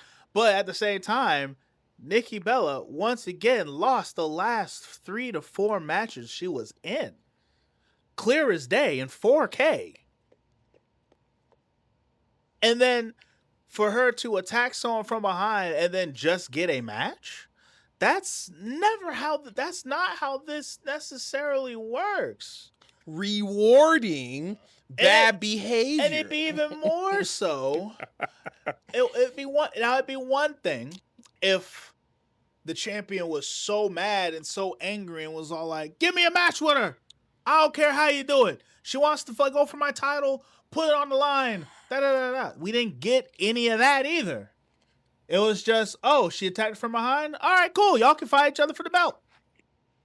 If I was Stephanie Vaquer, I'd be like, you think Hunter on GMO poor got fucking pissed K? off at you? Like what? Would Hunter have been pissed off at you on GMO if you did that? So I don't know what Brie Bella's, because she is on the game, but I haven't seen like what her thing is, because kind of comparing it to how GM mode works, it's a little more convoluted of a discussion. Okay, but I would say most likely yes, because Stephanie Vaquer, just to shed a little light on it, Stephanie Vaquer on that game is considered a cruiserweight as far as like her fighting style or whatever. So Nikki, hers is probably bruiser. Okay, like the bruiser fighting style. Bruiser and cruiserweight fighting styles, they clash. They don't go together. Cruiserweights should be going up against people who are considered giants or whatever. So like a Naya, exactly, or Lash Legend, or you could, actually, because she's a powerhouse, so it's like a giant. Yeah. So on the game, they have her labeled as a bruiser as well. What? However, if you level her up enough, she can switch to giant. Okay. Kind of thing. That's weird. And so, but like, I'm gonna have to relook. So there's certain synergies with certain, things that go together, and so just on that surface, actually Triple H would yell at me, because what happens whenever you put if you put like a giant up against a fighter, right? And then it would proceed to get a very ass rating match, like a 1.5 star or something or lower, and then Triple H would be like, hey, yo, what was that? You know a bruiser can't, a fighter can't go up against a cruiserweight. Like, those clash too hard. That's not gonna work. And so the answer would be yes. Triple H would yell at me for putting those two together, using the math and the mechanics of that game. But in this particular case, it's more so just the fact that they did not give me enough reason to want to care about these two going up against each other. Like, Nikki Bella literally turned heel 2 weeks ago. If you could have built that for at least 3, maybe if you could have built that for like a month or something, yeah, now I'd care. I would have rated this match probably just slightly better if they would have gave me a little bit more reason to actually want to see it, and give me the same wrestling that they gave. Okay, they could have gave me, and that's the problem when it comes to a story. Story can make shitty wrestling tolerable. Prime example. We can go all the way back with it. It's 2025. We all know Andre the Giant versus Hulk Hogan was an ass match. I mean, yeah. The match was ass. Andre the Giant had no business being in that ring with as hurt and broken as he was at that time. But when you look at the buildup and the amount of emotion and amount of stuff they put into that match to make that match be so important, it didn't matter that the match itself sucked balls. All right? Doesn't matter that the match itself was so garbo. It was the story that led to it, and then what that match meant at the end of the day. And the spectacle of that match. You only remember the body slam. Correct. We remember that, and we remember the reasons why that was so important. You know, and the hype that they did going into it and pushing it. Oh. And so it's like there was so many things that they did to make you want to care about that match. And for some reason, wrestling in 2025 has forgotten how to do that. And that's why Survivor Series is ass. No one cares about Stephanie Vaquer because no one has done the work to make you want to care about her outside of a devil's kiss and a booty. All right? Like, she's also got. There's actually a lot to really care about her. Yeah, she's a great wrestler, but the presentation they've only given us in WWE compared to NXT is that. Right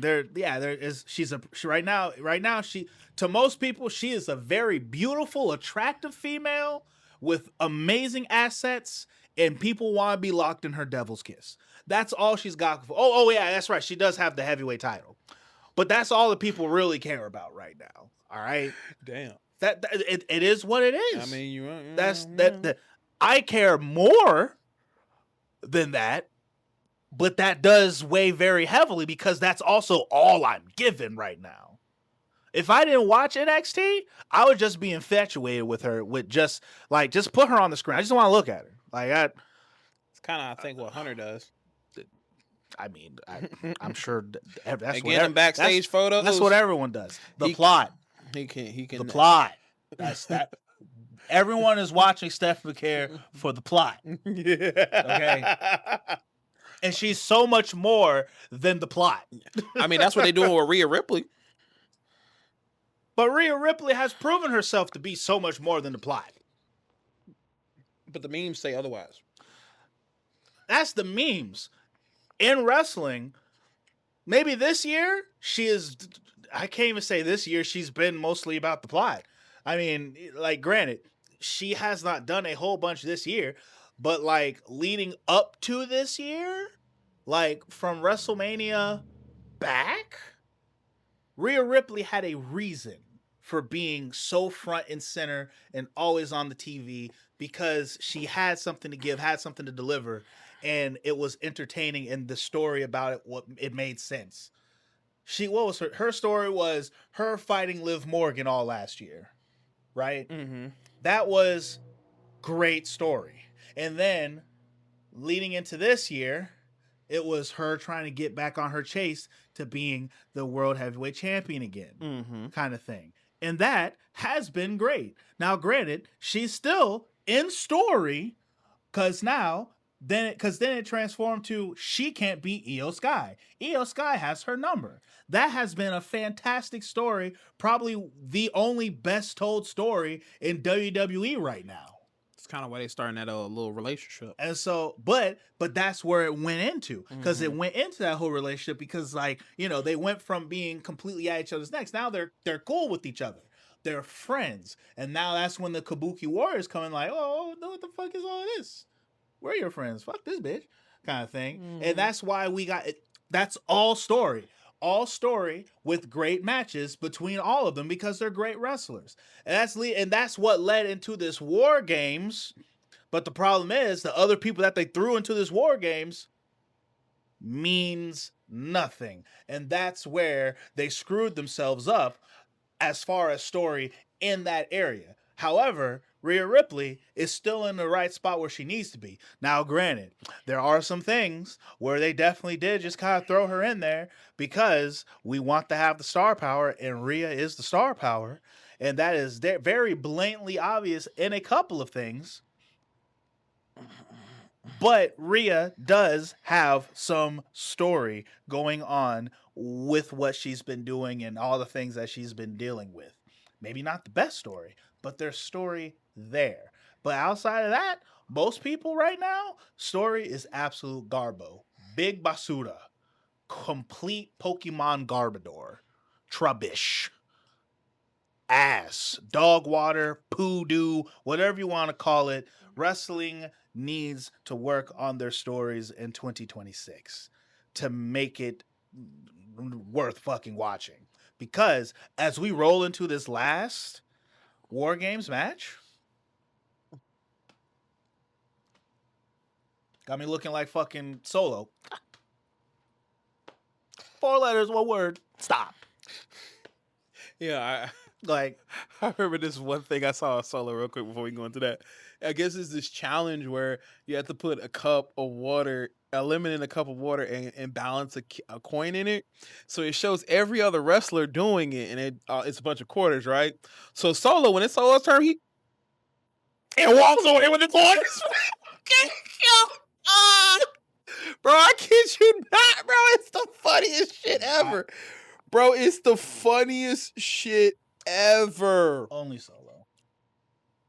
And then you saw what he did with with the skeleton on Halloween, right? And he broke the arm off and shit. Bro. Listen, Solo's a character. He's hilarious. A better character than some people in there. It's just they're not booking him. They're not booking him right. I gotta find that video. But this men's WarGame match. This men's WarGames match. This men's WarGame match. It felt like damn, what was that movie that had like all of the action what was that movie? The men's WarGames match felt like the Expendables, bro. This shit.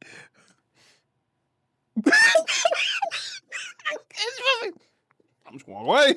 Listen, I mean, Solo got it right. But like the men's WarGame match was like the Expendables. It's just a bunch of old action heroes all together in one movie. I mean, I won't say it's just a bunch of action heroes. I mean, yes, you could. It's pretty much that. Yeah. That's what the Expendables is. It's pretty much just a bunch of action heroes in one movie doing their signature things that they do in all of their action movies, just with each other. Yep. All right. So it's a bunch of really big names doing what they do on a regular basis. Just now, all in the same movie. Or in this case, in the cage with each other on each other's teams. And people are saying that the Masked Man is Austin Theory. It's totally Austin Theory. I love some trolls who are like, it's Dean Ambrose. All I did is try. Yeah, some people said that. Some people said it's at least I don't know. With Seth Rollins. Some people were saying it was Jericho. Trolls are out here with this Dean Ambrose talking. I'm just like, y'all shut the fuck. It's probably Austin Theory. I think probably is. It actually is. Austin Theory makes the most sense in that bit. It's supposed to be Austin Theory because he's supposed to join the Vision, and he was originally going to join the Vision or be a part of this match, but Brock Lesnar. So. Yeah, well, Brock Lesnar was still going to be in it with Austin Theory though. It was just Drew. Drew was the added person instead of Theory. Really? Because of more star power. Well, I mean, adding Drew McIntyre made sense for Cody Rhodes being in it. Yeah. For the most part. Yeah. But like the original I don't want to beat the dead horse when it comes to talking about the story going into this match. Yeah. Because I've said it already plenty, and it's the fact, like, you know, this was one of those cases where for me, This felt like one of those cases where WWE is all like, hey, AEW, we're going to take the dumb shit that you do and we're going to do it and we're actually going to make money off of it. I mean, yeah, that match was worth $2 million. Maybe even more. AEW always be out here like, my prime example of a comparison. Toni Storm, Mercedes Moné, two of the biggest name women in AEW right now. They're going to face each other. What's the story? They're going to face each other. Are they going to interact with each other? A little bit. But who cares about what they do when they interact with each other? You know? Mercedes going to sit outside the ring and eat a steak while Toni Storm has a match. Toni Storm's going to eat her steak and drink her wine. They're going to have a couple of talky talks back and forth, but it's Toni Storm and Mercedes Moné, two of the best female fighters in the business right now. Ooh. Look at this bone. Oh, shit. I was say, look at this bone. There was a grape left in there. That's one. How'd that? That was crazy. I got good balance. But, yes, look at the... That's water. Look at the bowl. It holds items. Is it amazing? That's the equivalent of this. But WWE literally took that formula and did it for the Survivor Series match. We're going to put the most popular,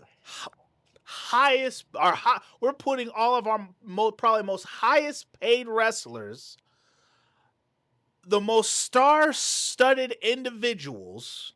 Because, I mean, when you really look at it, we have Cody Rhodes, the heavyweight champion. CM Punk, adrenaline, who just so happily has the world heavyweight title right now. In my the Yeet Man himself. It's just me, Oos. His brother. Roman fucking Reigns. Acknowledge me. All of those people, not including the brother, main event status. Wait, you talking about Jay or Jimmy? There's the Yeet Man, and then there's the brother. Okay. Gotta listen. Okay, I was making sure. Listen close. Those four people alone, WrestleMania main eventers, whether we like it or not. Especially with the Jay situation. Those four specifically are tippy top of the card. These four people are the ones who sell the merch in this business. They are the MVPs of WWE as far as the baby faces go. Actually, I won't even say as far as the baby faces go. I could say period. Because when you look on the other side, they have Brock Lesnar. Period. That's what they had on the other side. Those 5 men alone is what filled that stadium up. Everyone who was in that stadium came to see those 5 people. Period. Period, bar none. Those 5 people. Star power. That is, those 5 men, as a matter of fact, those 5 men are exactly what they're using to sell you on this next coming WrestleMania. Actually, yes. Minus the Yeet Man, though. 4. Because he's not in those commercials. I thought Drew was. No, he's not. No, okay. No. It's just those. It's the 4 of those guys. But with Hunter, yeah. Yeah. Which for some reason he has to be in it. Well, because it's Triple H. It's got to, whack ass. It's got to do Triple H shit. And so it's like, they did the AEW form. It's like, hey, we're going to give you an ass build and just put a whole lot of important people in this match, and you're going to watch it, and you're going to like it. And boy, did we not like it. But we did watch it. Yeah, we had no choice. 40-something thousand people in that stadium watched it. Paid good money. Paid $1,000+ to see a D rank of a match. Some people probably took loans. Some people probably didn't pay their mortgage once a week. Sold their children. Whoa. Crazy. That's the thing. But regardless, there's not much to talk about this match except the Brock situation. When Brock came in and he came out of the cage to go against Roman, and Roman hit him with 3 cartoonish ass Superman punch because Brock, that dumb shit again.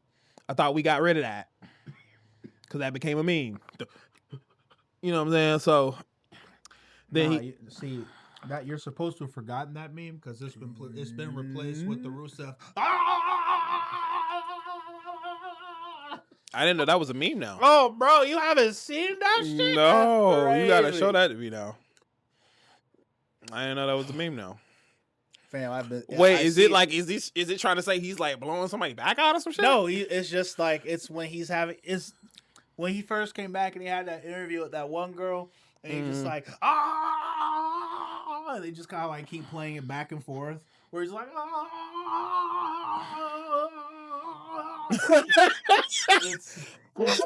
it's so fucking stupid, man. It's so stupid, and it keeps popping up. Like people constantly reshare. You're gonna have to post. You're gonna have to say that to me, bro. Cause I ain't seen that shit. That shit sound hilarious. I've almost shared it on the Facebook page where I'm like, I refuse. And that's where I see it the most. No, you should be like, this is how I feel after watching it. I will not share such propaganda on the page. Anyway, I am not gonna do that. Outside of just giving a quick aspect of the match, why the fuck do we have to have a moment where Jey Uso runs it back and he's riding the cage? Because you have to be sports entertained, bro. But that looked hella wild though, like sports. And then CM Punk was air guitaring with a steel chair. Entertained. What can we say about this match? Because they can't do what they do in Blood and Guts. Well, there is a difference between the name of Blood and Guts and, in a war you normally see blood and guts, but in this war game it was simply that. It was a game. That's what it was. I mean, yeah, it definitely was a game. Video game quality stuff where you're not gonna really see blood and guts. You might see some crazy shit, but you ain't gonna see no blood and guts. But that's the thing. In the wrestling game, actually, I've played a WarGames match in the new one. They can involve weapons like the shark cages, which is weird. The shark cages are in the audience.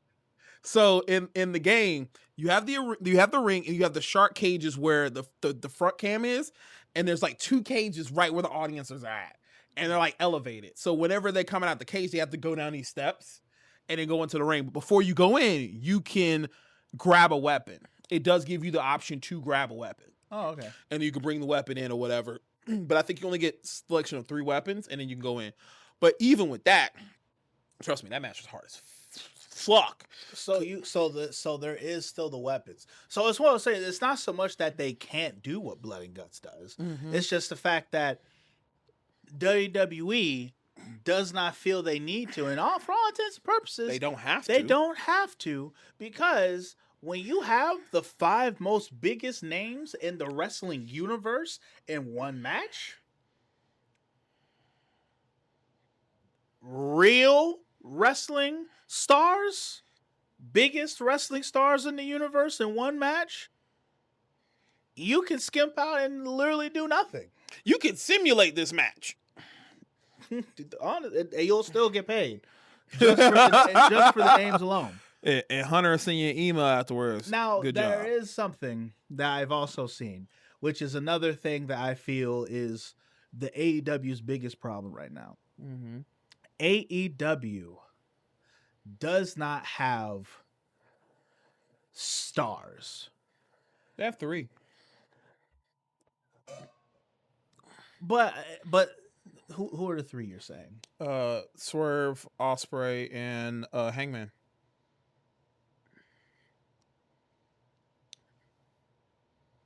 But are they stars? I mean, think about it. Like, Hangman is one of the most over characters over there right now. And Swerve, me and you know why Swerve is that guy. He may be that guy. And then Will Ospreay is definitely one of their stars. Now, out of those men that you said, I can make the argument for Will Ospreay. But when you think of a star, a true superstar, the things that WWE creates on a regular basis, someone who you say their name and the crowd loses their mind beyond limits. So you telling me at the AEW standards, right? You telling me Swerve fucking music doesn't hit and people not lose their shit? You telling me hearing Hangman come out to the ring or Hangman do anything of that nature, people are not losing their shit? There's not a lot of people that would do that for, but they're definitely doing it for those two people. Swerve, possibly. Will Ospreay, I can put him in there. But we've been given Hangman this whole time, right? Hangman's not selling out arenas. Off of his name alone, Hangman is not putting the butts in seats. He's not. And now I will say, my opinion, the reason why Hangman is not a star, like a real star, is because they don't know how to book him. Now, we'll see what happens because Swerve just came back. And they're forming a tag team now. But, like, Swerve, he has the potential to be a star, but I don't think AEW knows how to book him to be a star. They how about this? They may not be stars, but they are legends. They are future legends. But future does not affect the present. It does not. It does not. What I'm saying is, yes, AEW does have an issue with making stars. But again, to be that, you have to tell story. That's the point I was about to make. AEW right now. But if you putting that there, Hangman and Swerve right there, that story alone, yes, it's big shit. But sorry, I thought you called. No. But the problem is though, they floundered that. Yeah. Because now, and that's the problem. AEW, they don't know how to build they don't know how to build superstars. They don't know how to build true main eventers. They got, when Swerve and Ospreay was left and they was doing their surgeries and recovering and everything, Hangman Adam Page, he was the heavyweight champion. Why is he in the middle of the card? Why is he not cutting a promo? Hangman, when he was going up against Swerve at the time, when he was a heel, best damn shit. They were creating a star at that point, okay? But I'm talking about like right now, when you look at AEW, nobody looks like, aside from Swerve right now since he just came back, but that is TBD, because with what they did on Dynamite, it was like they just showed up a little bit. No words were spoken, but they just showed up and now they're two dojo guys. Yeah, so it's like, but it's like, if they had stars, AEW wouldn't be on a decline. When you look at their ratings, less and less people are watching AEW. Less and less people are tuning in and caring about AEW. And it's because they don't know how to produce stars. Content that you need to watch. MJF at one point was that, though. MJ, I'm glad you brought him up, because granted, he's been out of sight, out of mind right now. MJF is the only true superstar AEW has, in my opinion. There's a lot of people who are potential stars, but comparably speaking, they are no close to burning as bright as MJF does. And MJF burns brightest as a star even when he's doing stupid shit like he was doing before he left again. The kangaroo kick and shit? No, actually, no. I dare say that was when he was shining his bright when he was doing the kangaroo kick and stuff like that. When he was doing his like babyface run there, people was eating. They was eating that up.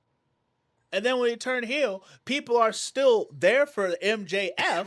However, the booking has been dog shit. But the thing is, MJF is such a star that even with absolute garbage booking, MJF is important enough that you want to watch him. And is important enough to make you want to watch AEW. And that is the true difference in my eyes when it comes to WWE and AEW. AEW does not have stars. They got 1 star. WWE has 5. Those 5 stars alone is the reason why everyone watched that pay-per-view. The pay-per-view was absolute dog shit, but everyone wanted to see what those 5 stars were going to do. And because they got those 5 stars, that's why we tune into SmackDown and Raw, because we want to see a combination of those 5 stars do something or show up, have a match, progress some kind of story, and all this other stuff. AEW, because they don't have any stars, there's nothing to want to make you pull in to watch any of those things. I hate that you write about that shit. So, because like I haven't been watching Dynamite because I haven't been Who is on there? And you haven't watched, and you know Swerve is back. I mean, I watched that. I watched that. That segment. That's it. Because no. So he's right. Anyway, despite everything we've talked about, we just want to let it be known. WarGames was stupid. It was bad. It was pointless. I fell asleep the last 15 minutes. Like literally, when the match actually started, I fell asleep. Complete shack. I thought I woke you up at one point. You woke me up at the end. No. No. See, that's how I know you was gone. I woke up in between when I saw Brock like in the ring at one point. Because I said something. You were like, yeah, you said something. And you were, but it's funny because you said something in relation to what was going on. I can't remember what exactly you said now. And then I continued watching and then I heard the cadence of your breath and I'm like, my nigga's out. And I'm like, I'm going to see how long he stays out. Let me see if he comes back. Pay-per-view's over. I'm like, well, I guess it's time to go ahead. I was even going to bring up the fact that you missed the pay-per-view. I'm like, you know what? I'm going to let him deal with that on his own. I'm going to let him. I woke up as they're showing the fucking, we'll be right back. I was like, wait, what? They went be right back in the middle of the match? My boy was lost, bro. My man was lost. I said, there's no fucking way they did that in the middle of the match. My man was lost. So then I woke up, and after the we'll be right back, it was for the post show. So then I was like, oh, damn. Nigga, I fell asleep. I said, oh, shit. I was going to let you figure that out. So then I rewind, and then I was like, oh, I ain't missed nothing. I mean, you really didn't. But yeah, fam. That was my rant. And that rant is all I got to say. Watch New Japan, nigga. That's all I'm gonna say. WWE got the one up on everybody because they have star power, unlike AEW. And the problem is WWE, they know how to make stars. For better or for worse, they at least know how to make stars. AEW can't get a grip on it. But that's because, as one of the people who commented on that video that I made, AEW doesn't do 25 minute 3 hours of backstage and and only 25 minutes of wrestling, when really they probably should. Not so much should, but what they need to do. Honestly, what they need to do what New Japan does.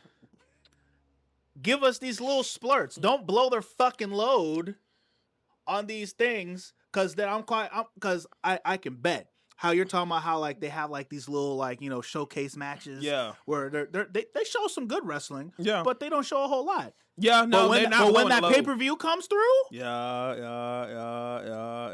that pay-per-view is going to come through, I'd throw dollars on it that they are going to show the fuck out on the pay-per-view for the finals of the tournament. I mean, Yota and Tanahashi beat, like, after their match, the one I recently saw, they're like, okay, Yota comes up to his face, boom, they just start slapping each other, just going at it again, and then had a moment, get separated.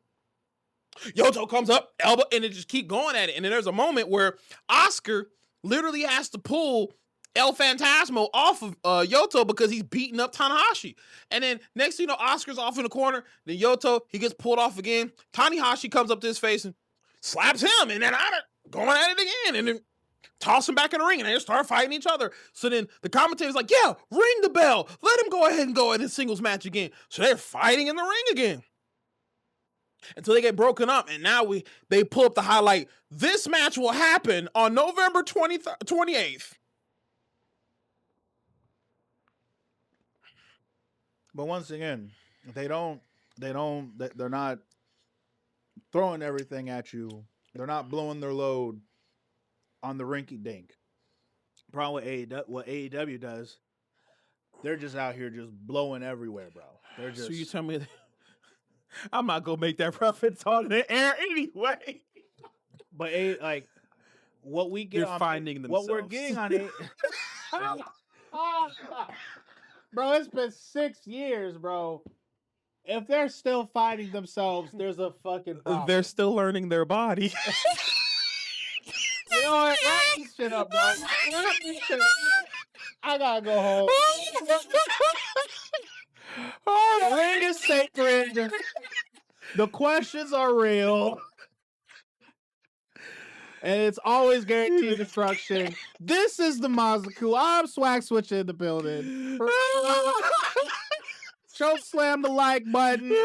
Don't subscribe. We're done. We're done. Cut the clip. Cut it. We're done.